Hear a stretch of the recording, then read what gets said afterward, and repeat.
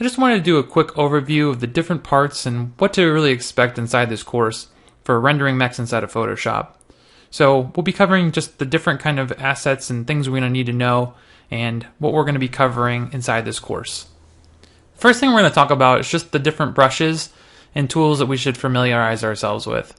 So I'll go over really briefly just the different brushes that I use and some of the different tool settings that I like to set up to be able to kind of accomplish the different things that we're going to need inside of the tutorial.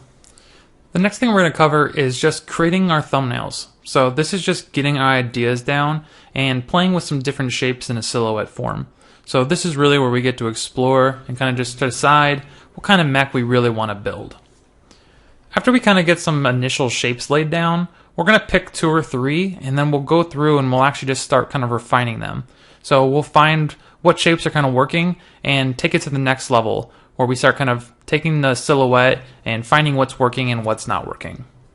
At this point now what we're going to do is we're going to just start actually picking one mech and refining the chest and head. So the mech you see to the side, we're just going to start taking a look and seeing what shapes we can pull out and actually start to render and paint the actual mech itself. After we get those kind of based in, what we'll do is we'll figure out how to kind of make the arm. So we'll cover just the different painting techniques and how I got the different shapes for the arm and the hand and just what we should expect when manipulating different things, especially when we use some photos to kind of get us a baseline. After that, we're going to get into rendering the lower torso. So kind of figuring out the hip region and how we can kind of get it to fit to where we're going to end up eventually having our legs attached to. And finding just interesting shapes and how we can play with lighting and different aspects of the lower torso region. After that, we're going to start working on the upper leg. So how does that attach back into the hip?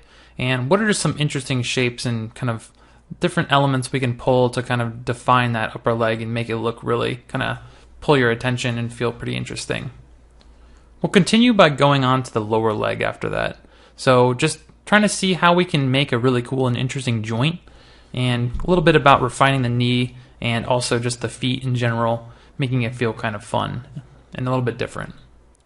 After that, we'll follow it up with rendering out the lights on top of his shoulders, just trying to figure out what those look like and what different kind of elements we can play with and how we can actually get those to kind of feel like they're illuminated a little bit as well.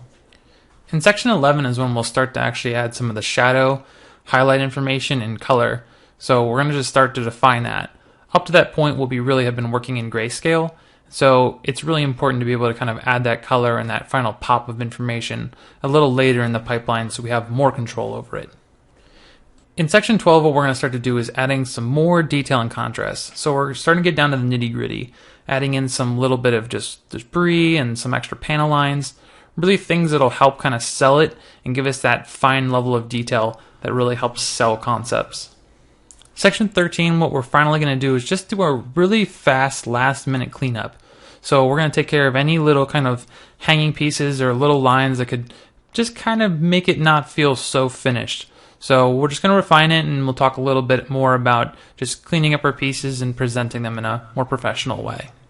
So in the last section, we're just going to do a conclusion and we'll just do a really quick kind of recap of all the skills and all the techniques that we used and talk a little bit about how we can kind of apply the different techniques we learned to different projects and be able to kind of express the techniques and different lessons that we learned inside of here to just advance ourselves and be more comfortable rendering something that's a little more hard surface. So I hope you guys enjoy. Let's get to it.